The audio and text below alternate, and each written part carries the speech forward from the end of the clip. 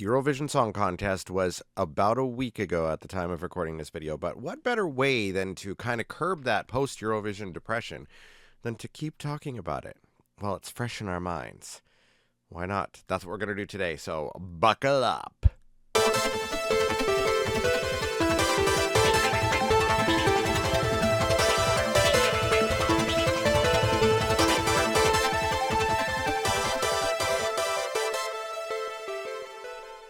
Hello, everybody. My name is Jeremy Androsov. And I am ridiculous, and I hope that you are too. I beg your pardon? Today we're going to talk about more Eurovision. Why not? But I wanted to take a moment to thank you guys very, very much. I look like a leather washed up hooker troll doll. was not expecting to wake up after posting my immediate reaction to the grand final last week to 1.7 thousand views. Holy shit! And still growing. Holy shit! Last I checked, it was over 4,000 views on that video. Holy shit! So thank you so much, and also for the discussion.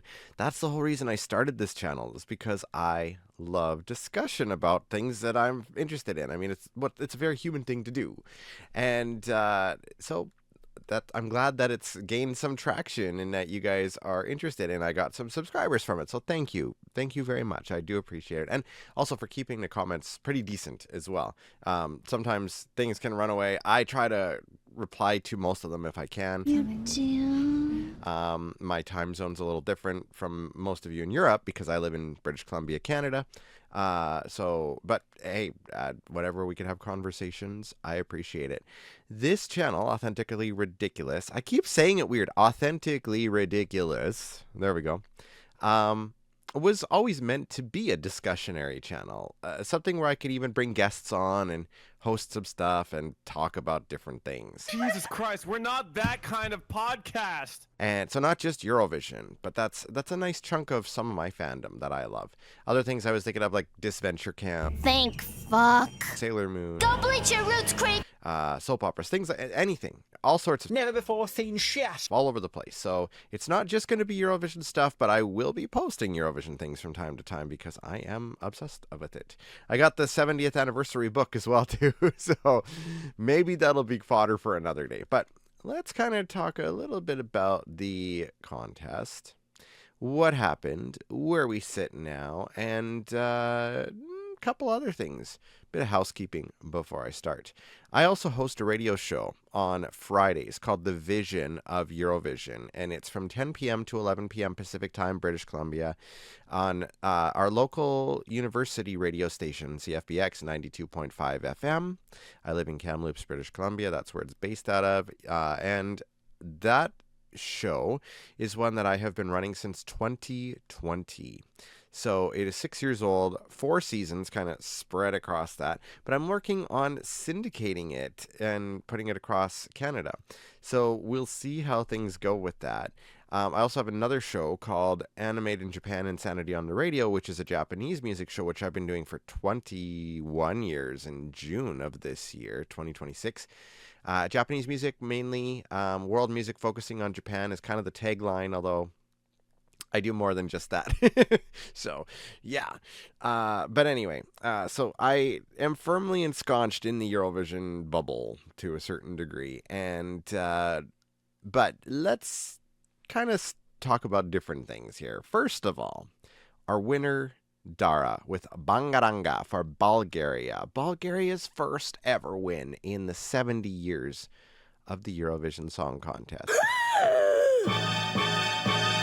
That is amazing in and of itself, but it also brings the contest back to Eastern Europe, which it's kind of been missing for the last little while.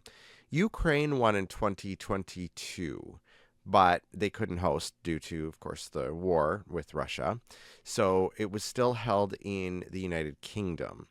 The last time it was held in Eastern Europe was when it was in Portugal, I want to say. Yeah, Portugal in 2018 after Salvador Sobral won with the song that I'm not a very big fan of. But that's also the last time that both the jury and the televote matched up. And that's what happened this year as well. So we have a bookend of almost 10 years where this happened. 9 years, of course. But hey, it's still pretty good. And you know what this does is it highlights the differences. Because there is a big difference between Eastern Europe, Western Europe, and how the contest is viewed in both. When Dara won and went back to Bulgaria, she got a massive fanfare celebration. Tons of people met her at the airport. They are giving her her own plot of land. Holy shit! And I believe she gets the keys to certain cities. It's like, she's being treated as a hometown hero. And rightfully so. She brought the contest back to Eastern Europe and specifically to Bulgaria for the first time. And the similar thing was seen when Baby Lasagna came in second place for Croatia, bringing them their best to date, I believe, result in 2024 behind Nemo's The Code. And they, again, treated like royalty, and just people were so happy, so excited, so enthusiastic. Versus other winners, which I'm not going to say that they were like understated or not treated as well, but when you look at how they were received back in when they arrived, there wasn't super major fanfare for JJ in Austria. There wasn't like everything blowing up for Nemo when they got back to Switzerland. There was a bit of fanfare for Loreen, but I mean, she also made history by being the first woman to win twice and only the second person in history to win twice, and for bringing Sweden up to Ireland in terms of the most wins. But what I'm basically getting at here is Eastern Europe appreciates it more, outwardly showing anyway. And Dara is an amazing ambassador for Eurovision, because she has kept this positivity train going throughout the whole contest, that energy level up, the immaculate, like not perfect vocals, but enough that it was still really good with the amount of movement that she was doing on stage, and her choreography was amazing. She brought a song that many thought might have been dead on arrival. You shut your mouth, you bastard! Or at least not a contender to win, all the way up to third in the running to win, potentially, in Eurovision week, because people saw the stage presence. They saw the show, and they're like, wait a minute, this has winner potential all over it. The jury saw it. The televote obviously saw it. And amazing history was made when she won. And I think, if I'm not mistaken, she reached out to North Macedonia and kind of helped get the ball rolling. And they have confirmed that they're returning to the contest. Probably because it's a little bit easier for them. It's a little closer. Bulgaria is closer to North Macedonia and cheaper to have it in that country than it would be for the delegations to go to other countries, which are a little more expensive, like the Nordics or Central or Western Europe. And it's just super exciting. Hungary has a brand new president. I think is it prime minister or president? I think it's president. And he's more on the democratic liberal side of things. Thank fuck. And he's all for bringing Hungary back. So maybe Hungary will be back in Eurovision as well. Could Kazakhstan debut? Could we see Bosnia and Herzegovina? I've heard they're kind of dicey with their funding, unfortunately, but maybe the EBU will reach out to them. In 2027, we might see Canada debut. There's been a lot of talk about my country debuting, and you bet I would love to be involved in some way. I would love to submit my own song if I could. Self-promotion here, shameless self-promotion. I have some songs out there if you want to check them out. They're on Spotify. You can look up my name. It's Jeremy Androsov, Androsoff. It's a Russian last name, but I'm 50% Russian. I've never been there. I'm fourth generation Canadian. I was born and raised in Canada. I know more Japanese than I know Russian, but I'm just saying. Anyway, Jeremy Androsov, and I have 7 singles on there. 3 of them are not safe for work. They are alternative Christmas songs, and they have swearing in them. Fuck, the white shit's bad. God damn it. The other 4 are other ones. And I do all sorts of stuff, but I'm an indie artist. I'm not well known at all. This is the problem with having a night like last night where you get to pretend to be somebody else. It is? Yes. Next day, you go back to being what you really are. And it's devastating. But I have performed on stage and I have hosted things over the years.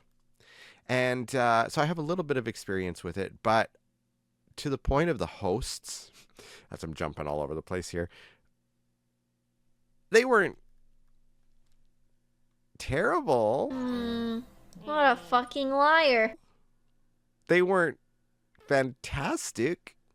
They were there. They gave us what we got. It was something. In all fairness, though, like I said, I have hosted events of 3,000 people or more. I've been on television before.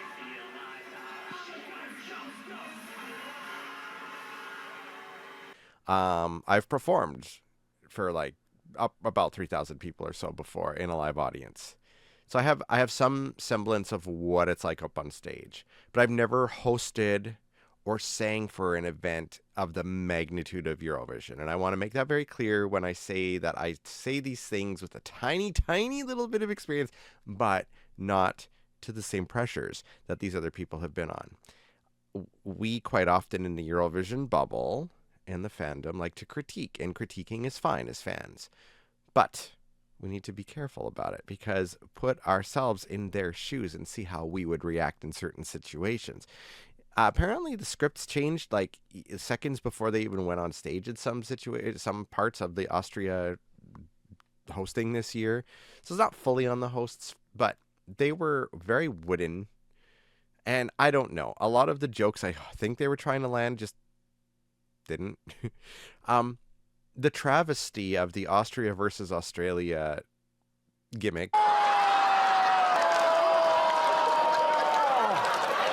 with the kangaroo that had moving eyes, and it was twerking, and it was just weird.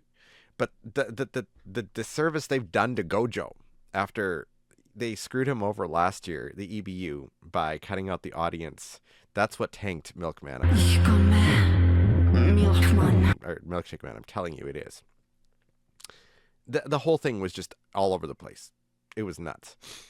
The Professor Eurovision segments were okay. The LGBTQ one was odd. But I hope that soon we'll be able to replace all the letters in LGBTQIA+ with just one H for human.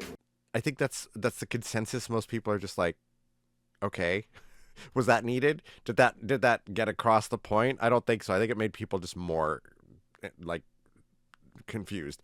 But the one I did like was the one where it explains about how the voting system works. And I might just steal that little audio segment from my radio show because I'm looking at syndicating my Vision of Eurovision show. And that would be a really good way to discuss it, because I've tried to explain the point system and how the juries versus the televote and how that all works, because it's changed a lot over the years, but it's really hard to put it into words. I thought they did that part really well, but so many other parts were just weird. I loved when the past performers came back and were doing all sorts of stuff. I had really hoped that we'd get that amazing Ich komme and Wasted Love duet that JJ and Erika Wiekman did at UMK.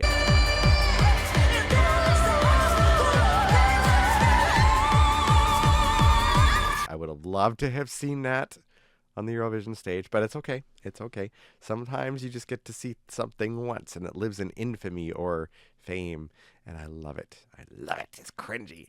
I love the cringe. Embrace the cringe. That's going to be the name of my album. But the cringiness of the hosts, even I think that was a little too much, but enough about that. What I said earlier about the fandom, though, is kind of rings true. Like, we are allowed to critique it. It's something that we like. But at the same time, like I mentioned earlier, Dara was an amazing ambassador for Eurovision because she's so cheerful. And pretty much all of the delegations and all the performers played really nice this year. I can't recall aside from a few small things about some of the performers speaking out about what's going on in Israel, but I think everybody treated each other respectfully, which was great and far better than most of the people in the fandom did.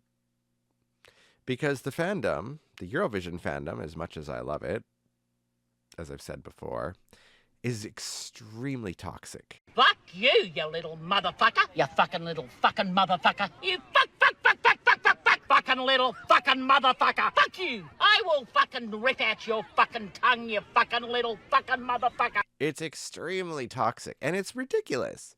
Because this contest is about bringing people together, which Dara is proving. But the fandom goes after each other, goes after Israeli performers, which, of course, their government is what's causing the problem, not the performers. Yes, there's been situations with the televote, I guess. They're still working on that. But I just mean in general, like the people, the singers.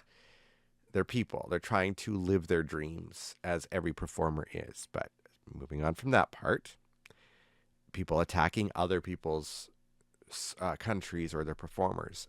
Felicia, amazing woman. My favorite song, My System, this year. Love it. Not my favorite to win, my favorite to sing. Love it. Amazing song. So good. The staging was amazing. I cannot believe the jury tanked it. And the televote too, actually. But she was saying that she was crying because she's worried that going back to Sweden, she's going to be blamed. Because Sweden is so used to being in the top 10. But they're not this year. And you know what? That's fine. It happens. You can't be in the top 10 all the time. It was a strong year as well, too. But it's not fair for them to criticize her this way. It's not fair to criticize Sam Battle. Look, Mum, no computer.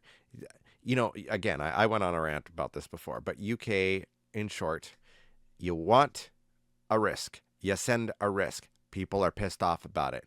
You don't send a risk. People are pissed off about it. You don't get behind your performers. You just fall into this cringy thing of, oh, nobody likes us, blah, blah, blah. No.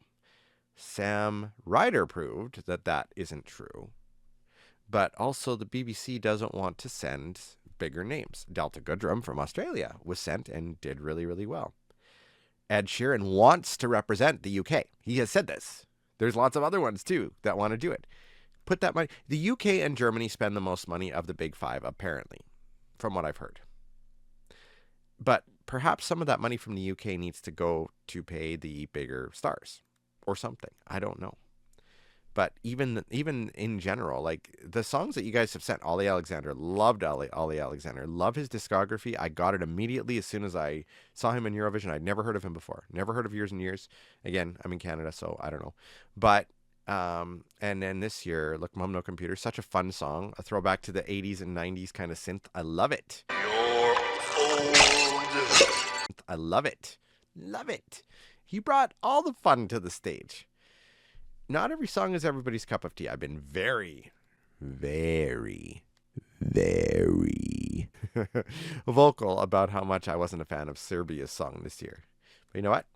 Just because it's not my cup of tea doesn't mean that it's not somebody else's. And look at how they did in the grand final. 17th, I think. Something like that. So, bravo. Romania, another one that wasn't exactly my cup of tea. I'm just not a rock song fan, usually.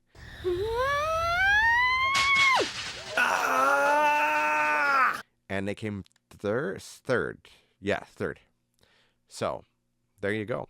I'm still sad that we lost. Oh, let's see. I've got on the screen here the semifinal 1 and 2 orders. But Portugal, so sad we lost them. Georgia, I really like Georgia's song. Montenegro, Estonia, they did good. And San Marino, I still like San Marino's song better than Italy, but I have problems with Italy songs most years, and everybody loves it. But for me, it just all falls flat most of the time. So watch. There's going to be an Italian song that I love one year that it just tanks Italy. I don't know. I just can't win. And second semifinal, Azerbaijan.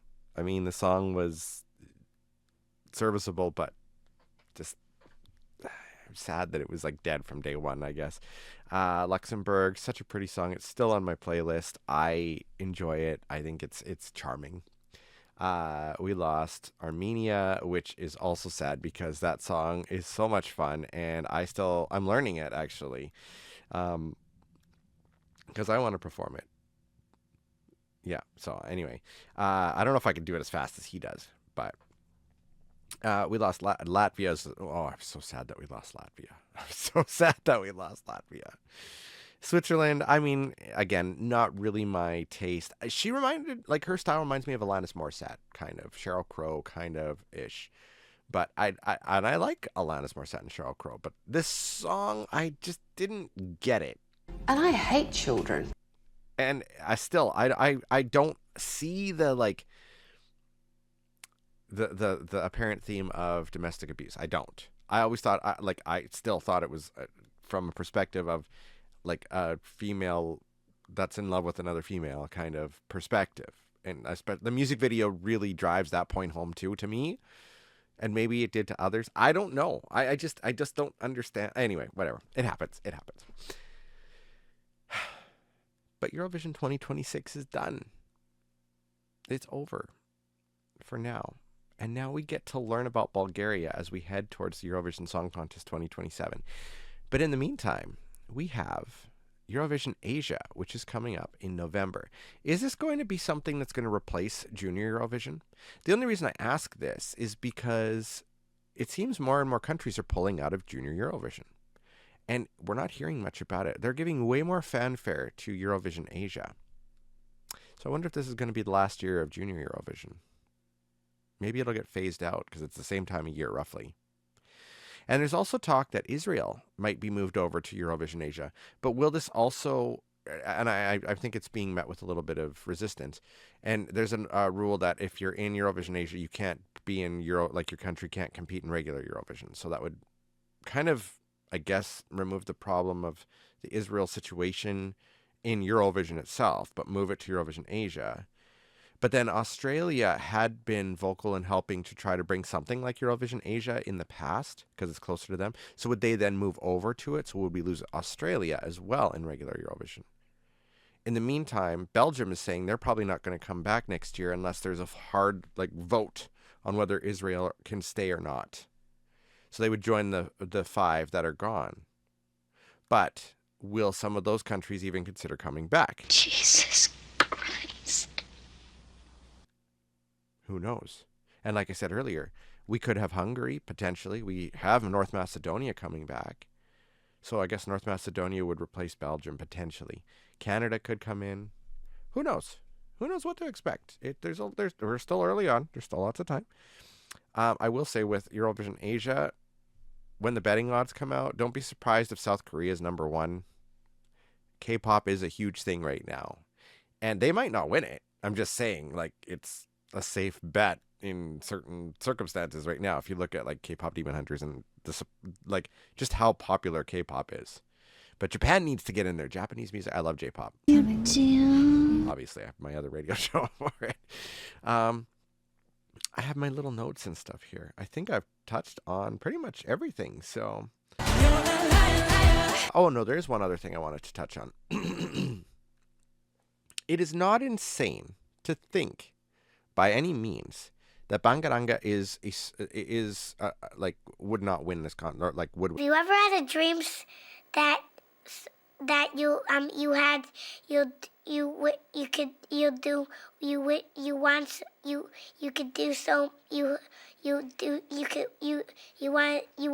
him to do you so much you could do anything? Would win this contest because if you look at the majority of the songs, even in the last decade, we'll say, a winner isn't usually the same style of song. Let's even go back further. 2006 is a great example. 2006, Lordi came out of nowhere and won a rock song that really, kind of the first real rock song to win. Nobody expected it. The next time a rock song won was 2021 with Maneskin, right? So, but there were a lot of people that were like, okay, we're going to emulate this. We'll send out there crazy songs, not necessarily rock, but I mean, Lordi was dressed, they have the costumes. So 2007 brought some interesting, weird acts, but it was Molitva, Serbia's first win, actually, the last time it was really a big Balkan performance, I think, that won. True. But, I mean, Molitva, vastly different from Hard Rock Hallelujah. But 2017, we had Salvador Sobral, a song I, again, wasn't very fond of necessarily, but slow, would you call it a ballad? I don't know. Again, the televote and jury both loved it. Great. Switched to 2018. Now we have Toy, like a girly bop, amazing song. That was my first song that really brought me into Eurovision. The first song that I knew that was Eurovision related was because of a show that used to air before my Japanese show on Sundays called Can Queer, and they would do a Eurovision episode every year. And I remember hearing this song that involved yodeling and rapping. Yodel it, and I think it was Romania. Amazing. I was like, what the hell is this? What is this that I'm hearing? I love it. And then the next year, I had heard about Eurovision a bit more. I'm listening to it. And then Toy came on. I'm like, I really like this song. I hope this wins. And it won. And that was Israel. There you go. Great. But I mean, Netta kind of infused like some Japanese-ish style culture into it. So I guess that kind of, I don't know. But I love the song. I love the fact that she like, like a chicken. I love it. I love that she's a looper artist. I thought I was so drawn to that. And some of her, like her stuff leading up to it was amazing. Her cover of What Is Love is haunting. Look it up. Anyway, 2019, we got Duncan Lawrence with Arcade, ballady, slow song again. 2020, who knows what we would have had as a winner? Probably Uno from Russia, or The Roop, or Iceland, or I'm not even saying the name of the song. It's just the countries and the artists. Cleopatra by Effendi was my favorite song that year. 2021, my favorite songs were Maps and Adrenalina, but it was Maneskin that won, the rock song. Again, vastly different than Arcade. 2022, Ukraine won. That's under a lot of scrutiny because people think it's just because of what happened, obviously the war. But who knows? Stephanie and I don't know. In my opinion, it should have been the UK that won. You sick fuck! Oh my god! Or Spain, but we'll leave it at that. That's just, it is what it is. Stephanie is not a bad song. It's just not my winner. 2023, absolutely my favorite song, Tattoo. Loreen did it, okay? She had the vocal prowess that Katia didn't. They both had amazing stage shows. Yes, Katia's song was fun, and it was kind of, out of the box, but he couldn't sustain the vocal, whereas Loreen could. And when you had such a neck and neck thing, that's what won it. And I think Loreen won rightfully so and made history again, as I said. 2024, we had Nemo with The Code, which was a mismatch of so many things. Kind of opera pop coded, which then led into Wasted Love, which was more of an operatic song. And then again this year in 2025, we had Bangaranga, which came out of nowhere. Obviously, Finland was number one in the running for a while, which would have been a dramatic pop song and still would have worked. Or Australia with Eclipse, but that's maybe a little too close to Wasted Love. And France only getting 14 points from the televote kind of backs up my theory that people had opera fatigue from the last couple of years. And again, it usually seems like a song of a different genre will win. Bangaranga, a girly bop, much, a reimagined way of presenting it, was great this year. But now I wonder how many other countries are going to try to emulate that for 2027 and not come close to winning. I mean, maybe it's going to be a dramatic ballad that wins next year. Maybe a rock song. Maybe a rap song. I don't know, country song. Country doesn't usually do well in Eurovision either. If Canada enters, I'm going to try to enter with some kind of song. I don't know what yet. I don't even think I'll make it in, but wouldn't that be so much fun? I'd love to be the commentator for Canada too if I didn't make it in, but I don't know. There's so many fun things to look forward to, and I would love to hear from you guys. As I mentioned, my Eurovision show hopefully will be syndicated later this year, so I'll keep you posted if you follow my channel here. Again, it's the Vision of Eurovision is my radio show. And so we'll see what happens. And yeah. But all my information is in the description below. I would love to hear from you guys. I will try to answer comments that you leave as much as I can. And I have another YouTube channel. It's just my name, Jeremy Androsov. That's more of my performative stuff. You can kind of see what I do here and there. I do a lot of parody stuff. I love doing parody, like Weird Al Yankovic, kind of. Mostly in the anime sphere. I used to work with a convention called Anime Revolution as well in Vancouver. Amazing, amazing, fun stuff. And yeah. But I really appreciate you guys subscribing and watching, and the chat, the discussion that we get to have with this wonderful, wonderful beast called the Eurovision Song Contest that means so much to all of us. And with that, I say, I am ridiculous, and I hope you are too.